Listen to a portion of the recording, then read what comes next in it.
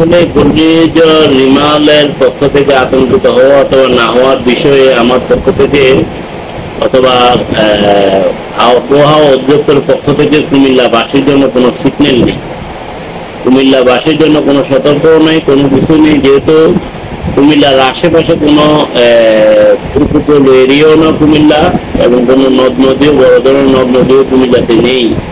তার জন্য কুমিল্লাতে কোনো সিগন্যালের কোনো ইয়ে নেই আবহাওয়া অধিদপ্তর কর্তৃক। তবে আমি কুমিল্লাবাসীকে যারা আছেন অথবা আমাদের এই মহানগরবাসী যারা আছেন একটা কিছু অনুরোধ করব, যেহেতু ঝড়ের সময় বিভিন্ন বজ্রপাতে অনেক মানুষ মারা যায়, যাতে ঝড় এবং বৃষ্টির সময় যাতে মানুষ ঘর থেকে বাইর না হয়, তাহলে বজ্রপাতের সময় যে কোনো বড় দুর্ঘটনা হতে পারে। এই বড় দুর্ঘটনায় মানুষ মৃত্যুবরণ করতে পারে। কারণ হলো মানুষ সকল বসবাস হয়, অনেকে দেখা যায় বৃষ্টিতে ভিজার জন্য ঘর থেকে বাইরে হতে পারে, অথবা আম টাম দোকানোর জন্য বাড়িতে ঘর থেকে বাইরে হতে পারে, তখন না হয়।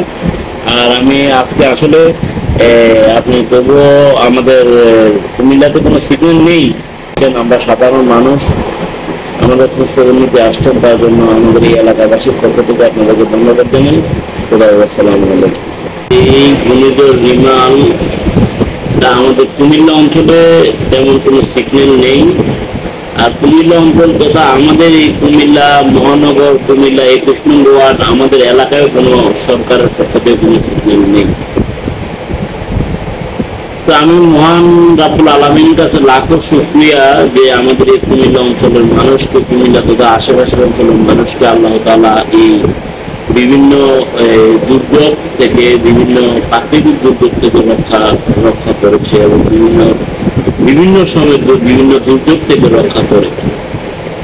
তো আমাদের এই সরকারের পক্ষ থেকে অথবা আবহাওয়া অধিদপ্তরের পক্ষ থেকে কুমিল্লার এই অঞ্চলের কোনো সিগন্যাল নেই। যেহেতু আমি এই বিষয়ে কোনো আমাদের এই এলাকার মানুষকে আমরা কোনো সচেতনতার লক্ষ্যে কোনো প্রচার করি নাই, তবুও আমি আপনার মাধ্যমে আমি এলাকার সকল জনগণকে আমি সচেতনতা একটুই করতে চাই। যেহেতু বৃষ্টির সময় অনেক বজ্রপাত হয়, বিভিন্ন জায়গায় দেখা যাচ্ছে যে বজ্রপাতের সময় অনেক দুর্ঘটনায় মানুষ মৃত্যুবরণ করে। যাতে বৃষ্টির সময় মানুষ ঘরে থাকে, যেমন ঝড়ের সময় যাতে ঘর থেকে মানুষ বাইর না হয়। অনেক সময় দেখা যায় আম টাম কুড়াতে মানুষ ঘর থেকে বাইর হয়, বাচ্চারা ঘর থেকে বাইর হয়, তারপর যদি ঘর থেকে বাইরে না দেওয়া হয়, হয়তো দেখা যায় ঘর থেকে যখন বাইর হবে হয়তো বজ্রপাত হতে পারে, এতে মানুষের মৃত্যুর গুলি করতে পারে। তো এই কারণে আমি যারা অভিভাবক আছেন অথবা মানুষকে আমার পক্ষ থেকে আমি অনুরোধ জানাবো যাতে বৃষ্টি এবং ঝড়ের সময় যাতে ঘর থেকে না বাইর হয়। আর মহান রাব্বুল আলামিনের কাছে আমি